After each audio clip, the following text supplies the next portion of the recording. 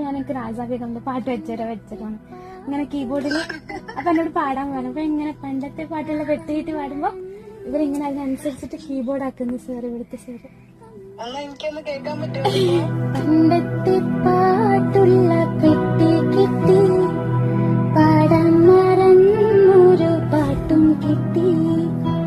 അന്നു നമ്മൾ കണ്ടോരന്തിപ്പൂച്ചോപ്പിന്റെ താഴെ കിടന്നൊരു മുത്തം കിട്ടി, താഴെ കിടന്നൊരു മുത്തം കിട്ടി.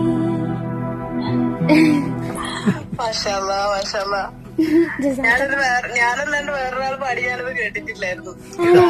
ഞാൻ കേൾക്കുന്നത് താങ്ക് യു. നല്ല ഫീലുണ്ട്. എനിക്ക് ഇപ്പഴും നേരിട്ട് കേൾക്കാൻ പറ്റിയത് ഇൻഷാല്ലാ നമുക്ക് വൈകാണ്ട് കാണാം. അപ്പൊ എനിക്ക് നേരിട്ട് കേൾക്കാമല്ലോ പാട്ട്. ഇൻഷാല്ലാ. താഴെ കിടന്നൊരു